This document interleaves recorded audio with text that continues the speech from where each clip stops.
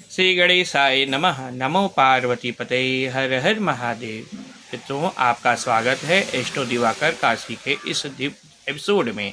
आज हम बात करेंगे उस शुभ दिन की जब धरा पर भगवान विष्णु का विवाह माँ तुलसी से हुआ था। इस दिन को कहा जाता है तुलसी विवाह एकादशी। यह व्रत कार्तिक मास की शुक्ल एकादशी को आता है और इस दिन से देव विवाह, शुभ कार्यों और मांगलिक कार्यों की शुरुआत होती है। ऐसा कहा जाता है जो भी भक्त श्रद्धा भक्ति के साथ एकादशी का व्रत रखता है, भगवान उसकी सभी मनोकामनाओं को पूर्ण करते हैं। अब मैं आपको एक पौराणिक कथा सुनाता हूँ, तो सुनिएगा।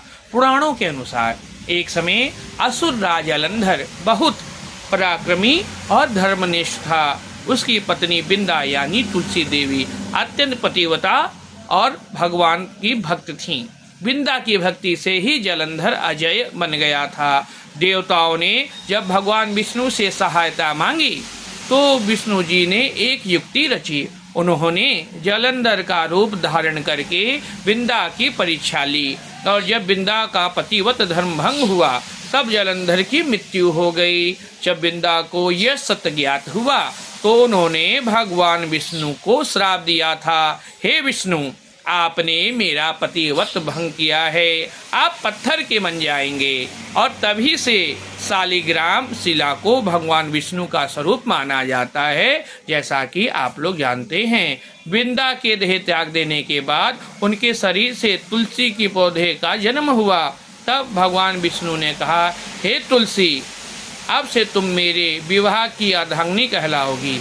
अर्थात इसी कारण हर वर्ष कार्तिक शुक्ल एकादशी को भगवान विष्णु, शालिग्राम जी और माँ तुलसी का विवाह संपन्न किया जाता है।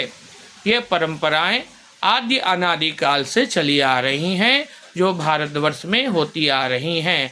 अब बात कर लेते हैं तुलसी विवाह की विधि। मित्रों, अब मैं आपको तुलसी विवाह की विधि के बारे में बताने जा रहा हूँ। आप चाहें तो इसे कहीं नोट डाउन कर सकते हैं। तो सबसे पहले स्नान के बाद भगवान विष्णु और तुलसी माता का पूजन करें।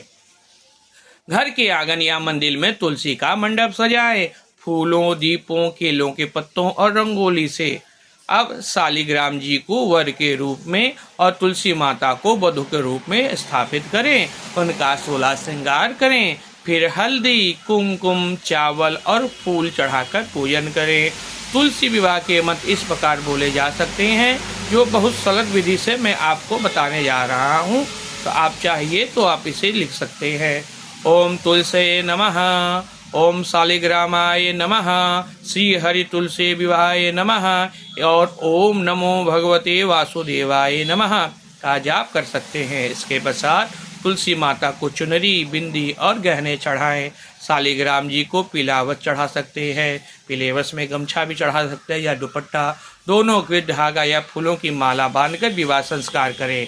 अंत में आरती और भोग लगाएं। खासकर खीर, पान, गुड़ और तुलसी पत्ते के प्रसाद के रूप में अवश्य चढ़ाएं। ऐसा करने से आप पर विशेष कृपा होगी, आपकी सभी मनोकामनाओं की पूर्ति होगी। अब बात कर लेते हैं फल और महत्व की। मित्रों, तुलसी विवाह करने से घर में वैवाहिक सुख, संतान सुख और सौभाग्य की वृद्धि होती है।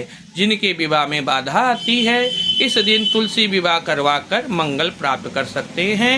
यह व्रत करने से सभी प्रकार के पापों से मुक्ति मिलती है और व्यक्ति को वैष्णव लोक की प्राप्ति होती है। ऐसी मान्यता है जो भी भक्त तुलसी माता की उपासना से घर में नकारात्मक ऊर्जा का भी नाश होता है।